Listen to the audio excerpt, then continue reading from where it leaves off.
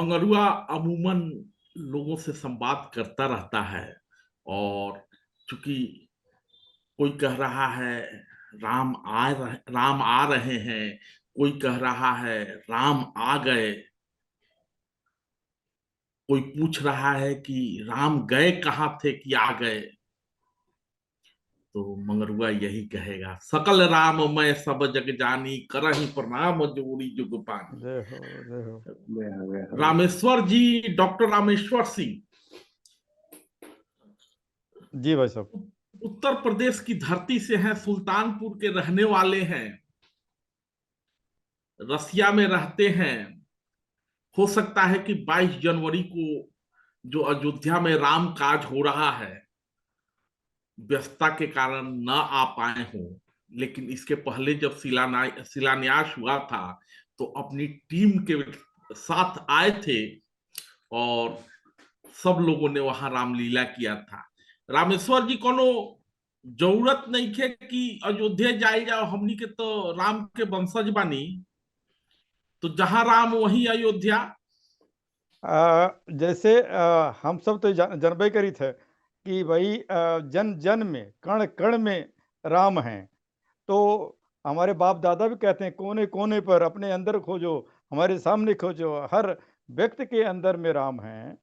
तो उसकी इतनी बहुत जरूरत नहीं है।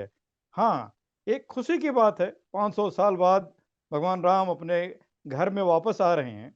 एक बहुत बड़े महोत्सव का माहौल बना हुआ है पूरे भारत में, पूरे विश्व में। जो सनातनी हैं, जो राम संस्कृति को मानते हैं, जो भगवान राम को मानते हैं, जो पुरुषोत्तम राम को मानते हैं, तो वो एक खुशी मना रहे हैं। और जरूरी होता है कि भाई इतने दिनों से एक अलग टेंट में बैठे हुए थे भगवान राम। बैठे तो थे ना, कम से कम ये नहीं तो नहीं थे, तो टेंट में बैठे हुए थे। तो हुआ कि रामेश्वर नहीं जी, कि आपसे ज्यादा इस दर्द को कौन महसूस कर सकता है? सूर्यवंशी ठाकुरों से ज्यादा उस दर्द को कौन महसूस कर सकता है जिन्होंने 500 सालों तक लड़ाई लड़ी है? कितनी कितनी हमारी जनरेशन, क्या सूर्यवंशी ने कितनी जनरेशन, केवल सिंह ही नहीं, वह कितने हमारे सनातनी जो हैं, हिंदू भाई जो हैं, अपनी जान दी हैं, फिर अपनी तपस्या की है। और आज हम लोग इस समय ऐसे हैं, भाग्यवान हैं कि उस चीज को हम देख रहे हैं। उसका क्या मतलब कौन क्या निकालता है उसका अलग चीज है। हम तो खुशी ये मना रहे हैं कि भगवान राम आज 22 तारीख को अपने घर में प्रवेश करेंगे। और सबसे बड़ी चीज क्या है, मेरा तो कहना है एक नए भारत का, नए भारत का निर्माण हो रहा है। 22 तारीख से एक नया, नई चीजें, नई सबके अंदर में एक नई आशा उग रही है। लेकिन यही है आग्रह कि लोग राम आचरण को अपनाएं, तो वो जो बहुत और उससे अच्छा होगा। और मेरे ख्याल से कहते कहते आदमी जो कहता है, जो साधु के साथ होते आप जाते हो तो साधुवाद साधु बन जाते हो, या साधु की तरह सोचते हो, अच्छी चीजें सोचते हो। खराब लोगों के साथ जाते हो तो आप खराब चीजें सोचना चालू कर देते हो। तो अच्छी चीज हो रही है, भगवान राम आ रहे हैं, शायद हम लोग एक अच्छा अच्छा आचरण, अच्छा वो सोचना चालू कर दें। जी। सुंदरकांड में एक चौपाई है, तात स्वर्ग अपवर्ग सुख धैर्य तुला एक अंग, तुल्यता ही सकल मिली जो सुख लो सत्संग। तो हम लोग सत्संग के लिए बैठे हुए हैं। रामेश्वर जी रसिया से जुड़े हुए हैं, आशीष जी भी रसिया से जुड़े हुए हैं, ये विवेक अभिषेक जी, जी हाँ रसिया अभिषेक से जी। जुड़े हुए हैं, और आशीष जी सुल्तानपुर से जुड़े हुए हैं। सत्संग में आनंद आ रहा है? क्या तैयारी कर रहे हैं बहुत वहां रसिया में? सत्संग में सर अ, बहुत अ, आनंद आ रहा है। अगर आपको बताएं, जैसे कि दिवाली तो इस बार हमने देश में मनाई थी, लेकिन एक दिवाली मॉस्को में मनाने का एक मौका मिल गया है। और संजोगवश अभी अभी न्यू ईयर खत्म हुआ, तो पटाखों की भी उपलब्धता है मार्केट में, तो खूब पटाखे भी ले आए हैं हम तो। उस दिन शाम को पटाखे चलाएंगे भी उसी दिवाली तरीके से। और ये भी सोच लिया है कि आज से हर साल एक दिवाली देश में और एक दिवाली रशिया में, ऐसे ही करते रहेंगे। क्योंकि जनवरी फरवरी में हम लोग रशा में ही होते हैं हमेशा, काम के वश में। तो इसलिए दो दिवाली मनाया करेंगे आज से। और अपने घर पे भी हम लोगों ने बोल रखा है, आशुतोष जो हमारे घर को पूरा हैंडल करते हैं, उनको बोल रखा है कि करीब कम से कम 500 दिए कोठी जला देना भैया, और दिवाली जैसा ही प्रतीत होना चाहिए। और हमें पूरी उम्मीद है कि पूरे हिंदुस्तान में हिंदुस्तान में नहीं, पूरी दुनिया में जहां जहां भी भारत के वंशज मतलब जहां जहां भारतवंशी रहते हैं। वंशी रहते जी। हैं, वहाँ हर जगह दिवाली का ही माहौल आपको देखने को मिलेगा पूर्णतः। 100% हम सही कहते हैं। और वैसे भी जैसे आपने कहा कि रामेश्वर जी ने बताया कि 500 साल से ये संघर्ष चला आया, करीब 70 युद्ध हुए अलग अलग समुदायों के बीच में। उसमें से इवन आपको बताएं कि एक युद्ध ऐसा भी हुआ था जब रामलला के मंदिर के ऊपर जो उस समय विवादित ढांचा जिसको कहा जाता था, उस पे साधु लोगों ने अपनी ब्रिगेड बना के एक युद्ध किया था जिसमें वो जीते भी थे। और उन साधुओं की एक्चुअली में जीत हर राजाओं की जीत से ज्यादा है। तो कहा जाए, जो आपने आपने कहा अभी ना, सत्संग जरूरी है। कि साधु ये सत्संगी हैं, ये कोई बहुत बड़े तलवार और बाज ये सब नहीं थे, लेकिन इन लोगों ने विजय प्राप्त करी। लेकिन जैसा कहा जाता है ना कि होई है वही जो राम रचि राखा है। जब राम ने कहा था कि इस समय हम आएंगे, उसी समय आएंगे, तुम लोग संघर्ष करो, तो शायद ये बहाना था उनका, क्योंकि उनने दुनिया सृष्टि रचाई है।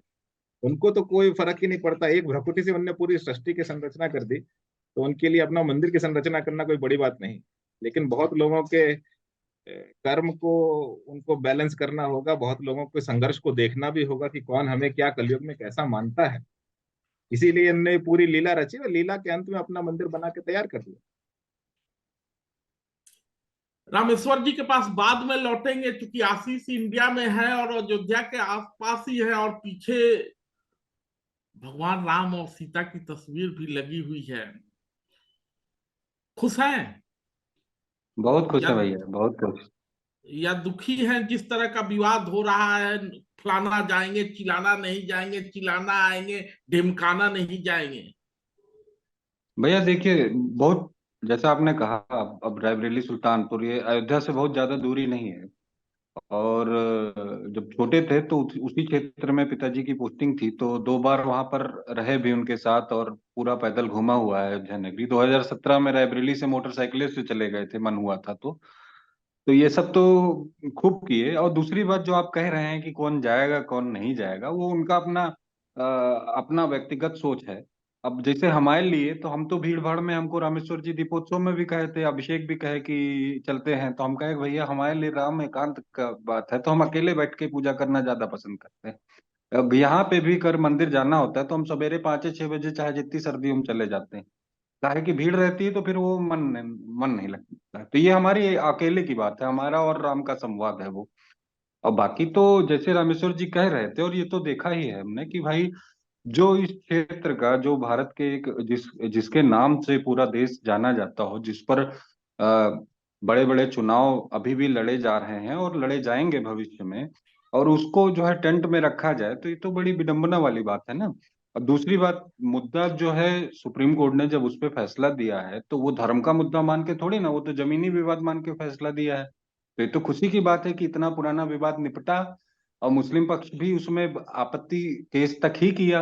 अब तो वो भी, उनको भी कोई दिक्कत नहीं है, तो वो तो नहीं, ये सब, राजनीति है हाँ, ये सब बातें पुरानी हो गई, क्या हुआ क्या नहीं। अभी जो हो रहा है कि अभी मंदिर पूर्ण नहीं हुआ है, शंकराचार्य भी विरोध कर रहे हैं, कोई शंकराचार्य कुछ कर रहा है, योगी बाबा कुछ कह रहे हैं, मोदी जी तो जा रहे हैं 22 जनवरी को। और जिस तरह के मतलब कि सांस्कृतिक राष्ट्रवाद का प्रतीक पुरुष नरेंद्र मोदी इन दिनों दिखाई दे रहे हैं, पूरे भारत में घूम घूम के अलग अलग मंदिरों में जाके पूजा करना।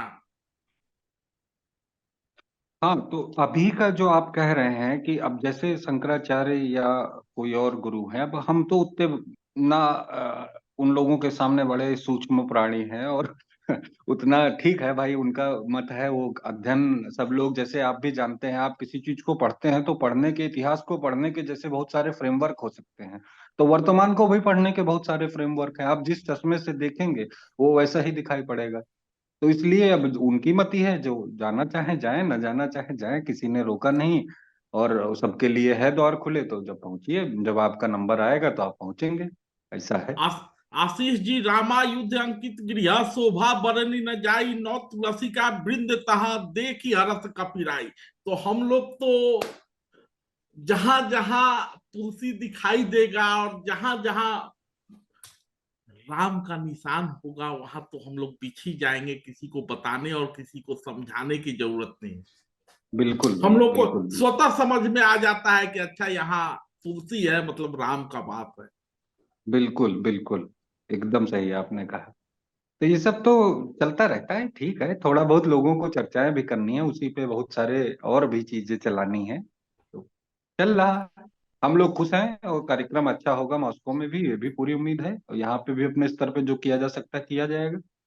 रामेश्वर जी, पूरा भारत राममय हो गया है। मॉस्को में क्या तैयारी है आप लोगों की? क्योंकि बहुत बड़ी संख्या में प्रवासी भारतीय वहां होंगे, और आप तो राम के धरती के ही हैं, तो राम के वंशज भी है। राम का वंशज जब मैं कह रहा हूं तो ये नहीं कह रहा हूं कि राजपूत हैं, सूर्यवंशी ठाकुर, मैं तो राम का वंशज, सब लोग राम के वंशज ही हैं हम लोग। जी। जी। अ, तो क्या अब तैयारियां हैं आपकी? देखिए, रूसी भारतीय मैत्री संघ दिशा और यहाँ पर एक चेन है जिसके मालिक हैं भारत भूषण जी, ढाबा के नाम से। तो हम लोग मिल के हुआ कि कुछ ऐसा किया जाए, हम भी एक, जो अभिषेक वही कह रहे थे कि हम भी दिवाली मनाएं। ये एक हम जैसे दिवाली एक एक और दिवाली मना रहे हैं, और ये रियल दिवाली कि भगवान राम का क्या था, दिवाली कैसे क्या मनती क्यों मनती है कि भगवान राम वापस आते हैं। तो आज भगवान राम अपने घर में आ रहे हैं, तो दिवाली हमको मनानी है, तो हम उसको दिवाली के रूप में मना रहे हैं। तो जैसे कि अब देखिए, ये हमारे पास यहाँ जो है मंदिर भी आ गया है। मंदिर जो है ये चंपत राय जी अपने कर कमलों से भेंट की है, और ये बहुत ही जो है शुद्ध मंदिर का ढांचा हमारे पास है, जो हमेशा हम लोगों के दिल में रहेगा। और हम लोग मॉस्को में जितने भी जो भी आ सकता है, आप जो कह रहे हैं कि भाई हम सबके लिए कुछ उसमें से कुछ नहीं आ पाएंगे, कुछ कुछ का किसी का अपना मत होगा, या कोई बिजी होगा, लेकिन मतलब सोच रहे हैं कि ज़्यादा से ज़्यादा भारतीय समुदाय और रूसी हमारे जो भाई जो सनातनी उसको जानते हैं, थोड़ा समझते हैं, वो सब इकट्ठा होंगे, जिसमें हम भगवान की आरती करेंगे, इसके बाद भजन करेंगे, फिर हम रामलीला दिखाएँगे, और ये भजन और सबको प्रसाद दिया जाएगा। बहुत ही शुद्ध खाना खिलाया जाएगा, सात्विक खाना खिलाया जाएगा, जो चीज़ हम कर सकते हैं। और ब अभिषेक जी ने कहा कि हम पटाखे भी दगाएँगे, उसकी भी, यहाँ पटाखे वैसे आप नहीं दगा सकते। तो हमारे जो को-ऑर्गेनाइज़र हो गए, भई हमने परमिशन ले ली है, तो हम यहाँ पर वहाँ पर हम पटाखे दगा सकते हैं। छोटे वाले, ज़्यादा बड़े नहीं, तो वो भी हम करेंगे। तो हम दीपक भी जलाएँगे, तो और हर्षोल्लास से हम लोग वहाँ मिलेंगे, हैं? कोई टोपी लगाएगा, कोई कुछ भजन गाएगा, कोई वो करके एक मिलने का, जैसे एक मिलाप होता है। भगवान राम हमको एक बार फिर से मिला रहे हैं। अदरवाइज़ हम केवल होली, दिवाली और किस उसमें, अब एक नई होली जो मन रही है, उसमें हम हमारा सारा समुदाय, क्योंकि यहाँ बहुत बड़ा समुदाय नहीं है हमारा भारतीयों का, तो जितने भी हैं, हम एक से हम मिलेंगे। और भगवान की शायद इच्छा थी, हम लोगों को आना था 15 को अयोध्या, नहीं पहुंच पाए, तो उसके लिए शायद उन्होंने रोक दिया कि भाई मॉस्को में कुछ करना है। तो इसके लिए आप लोगों की कृपा से, मीडिया की कृपा से बहुत ज़्यादा इसका प्रचार हो रहा है, क्योंकि बिना मीडिया के, बिना उसके हम लोग कुछ नहीं कर सकते, किसी को मालूम नहीं होगा क्या हो रहा है कहाँ पर पूरी दुनिया में। इसलिए आप लोगों के सौजन्य से मालूम हो रहा है क्या क्या कहाँ हो रहा है। हम लोगों को मालूम है अयोध्या या भारत में क्या हो रहा है, आप लोगों के ज़रिए से। तो इसके लिए बहुत-बहुत धन्यवाद। आशीष जी, अभिषेक जी, मैं सुबह ही पढ़ रहा था, क्योंकि आशीष से बात होते रहती है, तो वो आशीष जी अभिषेक जी में थोड़ा कंफ्यूज हो जा रहा हूँ। लेकिन अभिषेक जी, मैं सुबह ही पढ़ रहा था कि रामचरितमानस में भी, चूंकि पिता ने वो संस्कार दिया है, तो मैं बचपन से रामचरितमानस पढ़ते रहा हूँ पिता के बगल में बैठ के। अब पिता तो नहीं है, लेकिन मैं पढ़ता हूँ।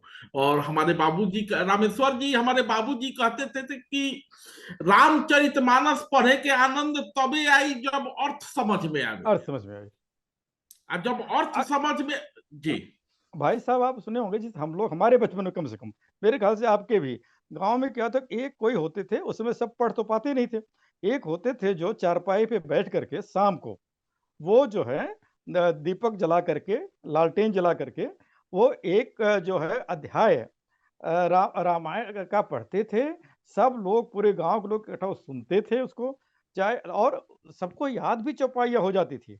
मतलब हमारी अ- माता जी कोई वो पढ़ी-लिखी नहीं थी, लेकिन उनको सारी चीज़ें। जब जब माई टोकती थी पीछे से कि क्या आप थोड़ा अगरबत्ती जला लीजिए और थोड़ा ये कर लीजिए, थोड़ा वह कर लीजिए, तब बाबूजी हमारे कहते थे कि देखो हम रामचरितमानस ऐसे नहीं पढ़ी कि हम कोनो पूजा करता नहीं, हम ऐसे पढ़िला कि भाषा के विकास होके। विकास तो हो, हमारे बिल्कुल, पिता के लिए रामचरितमानस का पाठ भाषा और भाव का सम्मिश्रण था। भाव रहेगा, भाषा सीखेंगे, बिल्कुल। संस्कार आ ही जाएगा। तो सुबह सुबह अभिषेक जी मैं पढ़ रहा था कि राम विमान में बैठ चुके हैं, सीता माता को दिखा रहे हैं, यहाँ ये हुआ था, यहाँ मेघनाथ मारा गया था, यहाँ कुंभकर्ण के साथ युद्ध हुआ था, यहाँ मैंने पुल बनाई।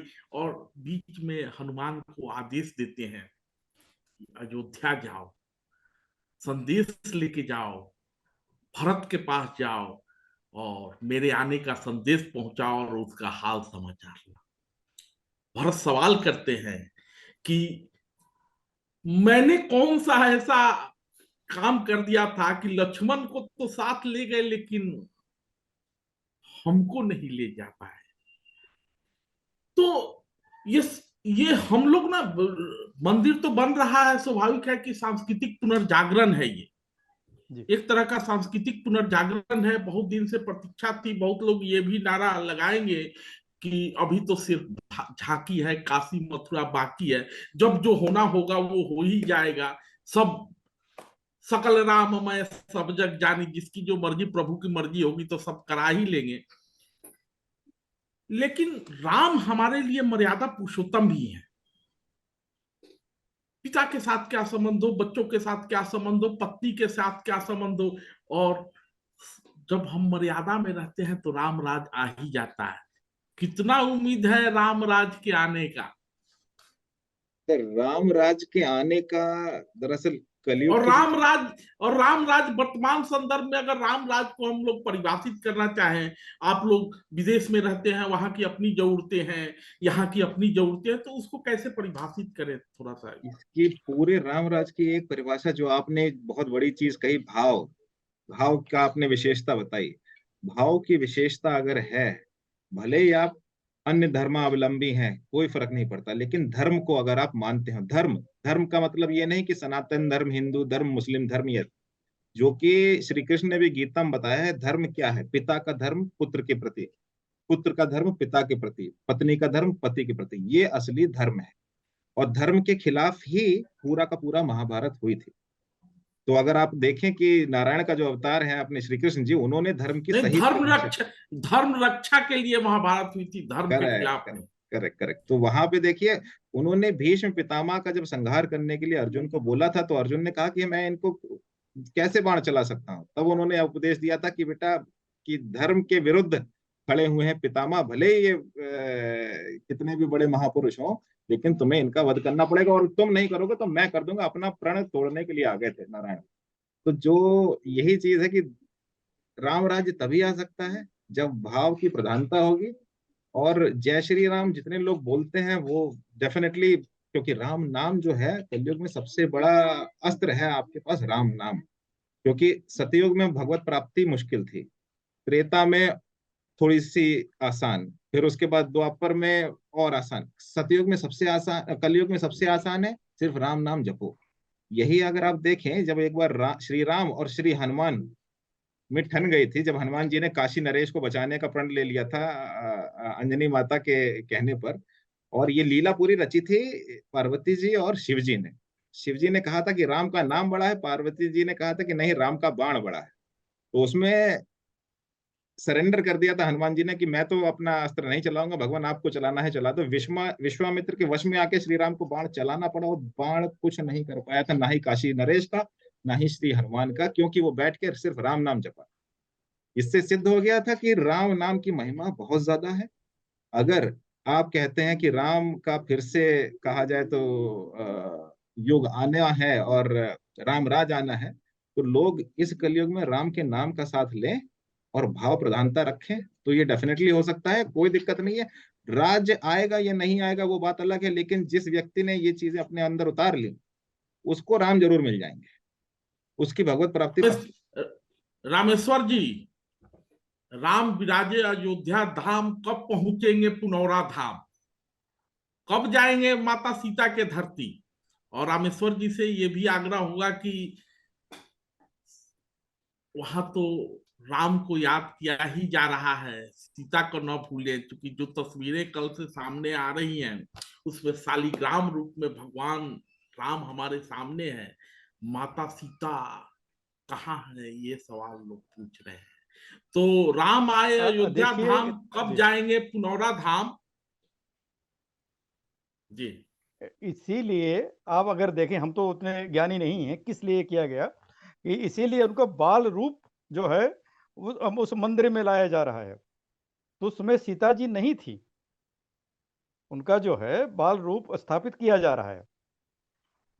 लेकिन ठीक है, ये तो हम जब भी देखते हैं, चाहे वो तस्वीरों में, चाहे कहीं भी, राम सीता लक्ष्मण और अधिकतर हनुमान जी रहते हैं, अदरवाइज राम और सीता जी हमेशा एक साथ दिखते हैं।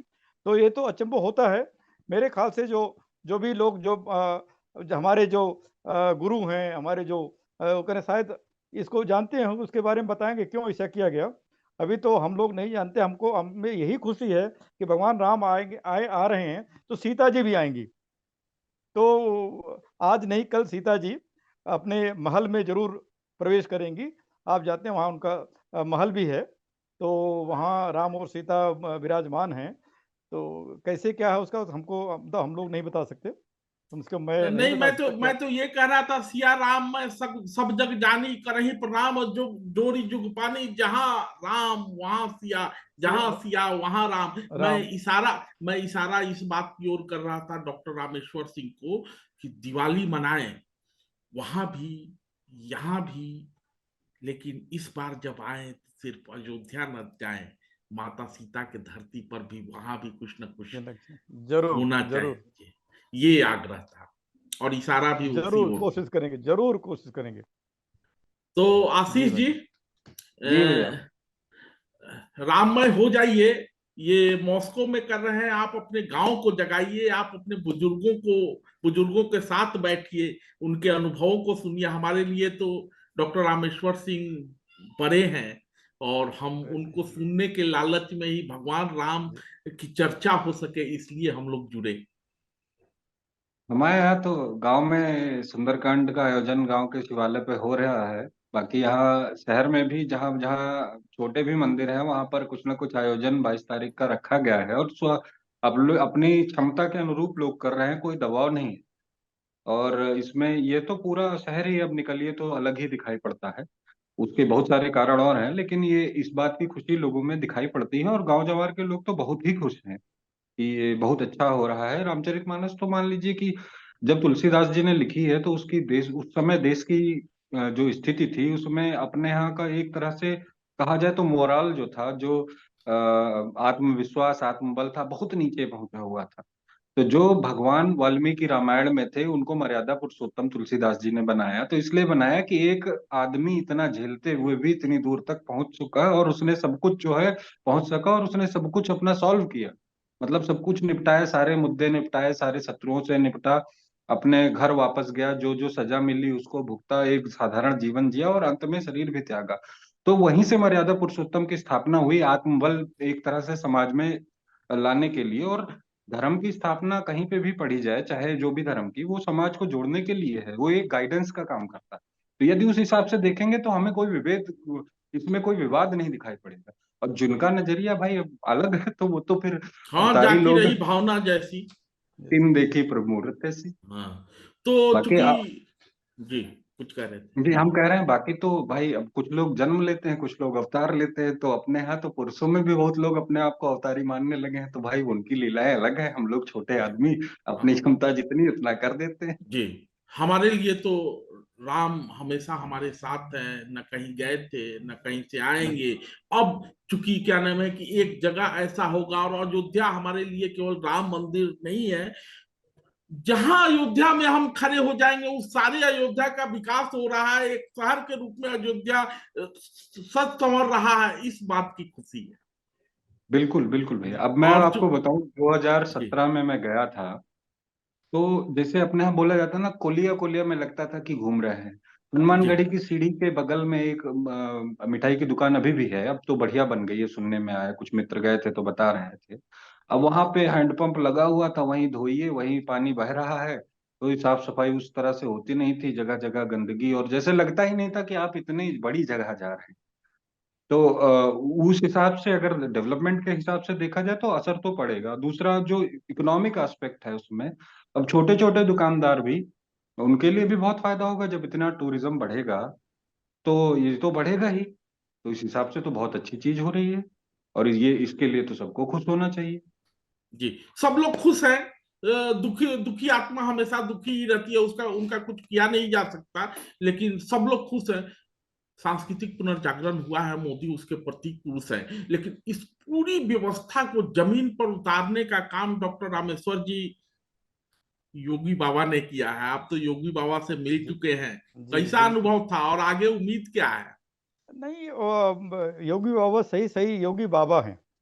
तो जो चीज अपने दिल से करता है, जिसके भावना है वो करने की, तो वो करेगा ही, और वो उसी हिसाब से करते आ रहे हैं। अगर आप देखें हो, जब उनको मुख्यमंत्री बनाया गया तो सारे लोगों को अजीब सा लगा, एक भगवाधारी को जो है बागडोर दी जा रही है शासन की। लेकिन इतनी कुशलता से, इतनी सफलता से बागडोर संभाले। देखिए यूपी का कायाकल्प बदल दिए। जो भी है आज जगह जगह लोग कहते हैं नहीं योगी जैसा मुख्यमंत्री होना चाहिए। इसका कोई कुछ मतलब है? हम उसके लिए क्या कह सकते हैं? और से वही जो कह रहे हैं हमारे आशीष भाई, कि हम भी 17 से करीब वहां जाना चालू किए ठीक से अयोध्या में। और गलियां थी, गंदगी थी, लेकिन 18 में काफी ठीक हो गया। इसके बाद जब 22 में गए तो और अच्छा हो गया। 23 में गए तो एकदम उसका कायाकल्प बदल गया। और शायद 24 में अभी जो है, इस समय जो है, बिल्कुल बदल गया होगा। क्योंकि तो, तो तो इसलिए यही जी उनकी वो थी। उन्होंने ये सारे कॉरिडोर, चाहे वो बनारस हो आप देख रहे हैं, चाहे वो आप अयोध्या हो, देखिए अब शायद बारी आए मथुरा वृंदावन की। जी, तो योगी बाबा अपने काम में लगे हुए हैं, मोदी जी भी अपने काम में लगे हुए हैं, और हम सब लोगों की जिम्मेवारी है उनके काम को सराहना भी और आगे भी बढ़ाना। मिशन @ 2047। क्या बात है, जरूर। तो जो बाहर रह रहे हैं वो बाहर के नहीं हैं, गए तो हमारे यहाँ से ही हैं, और उसी जवाबदेही को डॉक्टर रामेश्वर सिंह निभा रहे हैं। और चूंकि अभिषेक जी चर्चा कर रहे थे सुंदर कांड की, तो सुंदर कांड को गुनगुनाते हुए ही ये बातचीत समाप्त करेंगे। मंगल भवनय मंगलहारी, उमा सहित जेहि जपहि पुरारी, दीन दयाल बिरुद संभारी, हरहु नाथ मम संकट भारी। और अब जब प्रभु श्री राम खुद ही आ गए हैं, तब संकट कैसा? बिल्कुल। जय हो। तो आगे सब जय श्री अच्छा। राम। जय श्री जय राम। श्री राम। आगे, जय श्री आगे सब अच्छा अच्छा ही होगा, इसी कल्पना के साथ हम लोग राम राज की ओर प्रवेश कर रहे हैं। 22 तारीख से राम विराजेंगे और भारत के सांस्कृतिक पुनर्जागरण का एक नया अध्याय लिखा जाएगा। धन्यवाद। जय जय श्री राम। धन्यवाद धन्यवाद।